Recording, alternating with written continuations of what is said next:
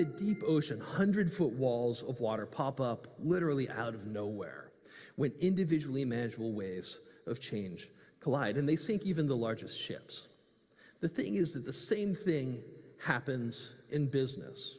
When I was running the research service I was talking about, we identified 10 major waves of change that are going to come and collide to upend this decade, no matter what the instigating event is. And so the question really is, how do we stop looking at these individually? What's AI going to do? What are changing demographics going to do? And ask, how do we organize our companies to the range of possible changes, the range of possible futures, not so that we can avoid them, but so that we can take advantage of them. We need to stop focusing exclusively on growth and start focusing on what I call resilient growth. And to be clear, this is a mindset. This is the mindset that allowed companies like Amazon and Zoom to be successful over the last year. And a lot of people, they look at that and say, no, they had the resources, they had the smart people, they had the same technology. I've taught those same skills to my friend's family farm. Guess what happened last year? They doubled their sales while their competitors sank. Right? This is possible for anyone, for any company, if you learn how to look more deeply at the future and to take advantage of it.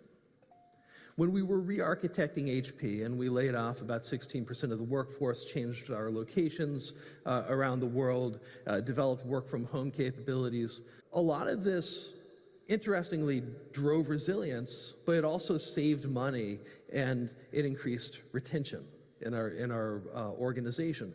So resilience is not necessarily a cost center. It's about making smarter decisions for the future. Analysts in 2019 didn't fully recognize this. In fact, going into 2020, HP was facing a hostile takeover from Carl Icahn, the great corporate raider, and Xerox. They wanted to take up and divide up the firm. Something really interesting happened during COVID, though, which is HP walked away effectively unscathed, whereas Xerox, their earnings per share dropped about 69%.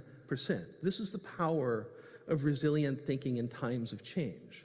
While efficiency may drive your organization in times of stability, the ability to turn, to react, to have those buffers, to take advantage, that's how you win in our increasingly volatile age. One of the things I often hear is you can't prepare for every rogue wave, you can't prepare for every contingency, and that's absolutely true.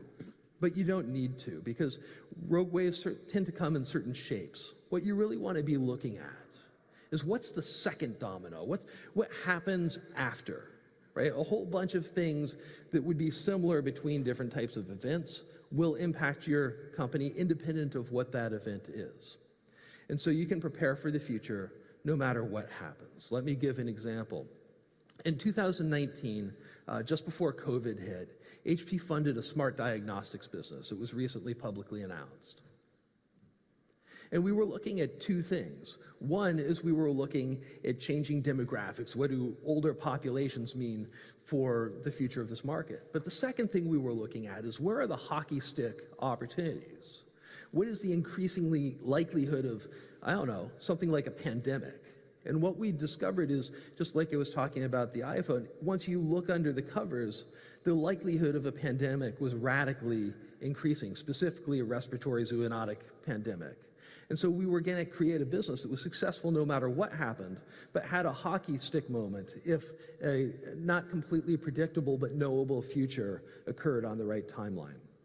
And so what I propose is, instead of avoiding being overwhelmed, instead we plan for it. We figure out how, instead of avoiding risk and avoiding uncertainty, we use those statistical controls to control what we can so that we have room to run, so that we can make bigger bets while taking less risk in these uncertain times. When you think about the impact of change on your organization, it really comes in four flavors: finance, operation, external change, and strategic change. And we have our people focused on finance and ops. We're Six Sigmaing our way through the future. There's only one problem with this.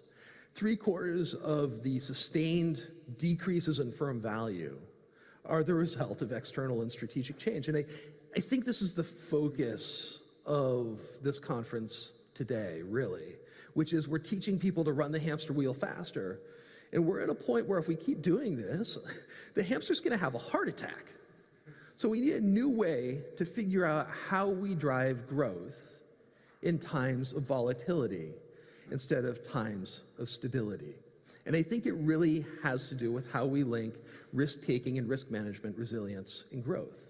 It has to do with looking at the different components of our organization, figuring out, independent of specifically what happens if a range of possible futures happen, a range of radical change occurs, are we ready? Where do we need to build our competencies, not just for resilience, but to lean in? And if we want to create radical value, radical profit for our customers, I would advise doing the same thing. Look at their organizations, because I guarantee you they aren't looking at it this way. And say, okay, when the world changes, how do we know that we're going to create radical value for them? You know, a company like Amazon, it didn't have a COVID playbook. I've talked to their leadership, but they were ready for anything. Resilience is the key to growth in times of uncertainty. Organizations that look at themselves this way, they tend to do significantly better in downturns, obviously. But the more interesting thing is what happens in upturns, which is they tend to retain that market share. And if you want to look at the future and really get ahead of it, you know, you need a process. You can't just sit in the boardroom and conjecture. You need to have a structured way of doing this in your organization. You need a way to bring people, all that knowledge at the base of your organization into structural policy decision-making, and to do it far more rapidly than we do today. And what we did at HP, and kind of what I recommend, is what I call the ABCs of resilient growth. Awareness, right? If your people aren't aware, if they don't have body knowledge of the range of possibility, why are they going to change? The second, behavior, right? How do we build the skills to surf these big waves? It doesn't matter if the tsunami hits if people don't have the skills to ride the wave. And the third piece is about culture. How do you build the processes? How do you build the incentives? How do you build the emotional space to have hard conversations about uncertainty? Thank you very much. Thank you so much, John. Thank you.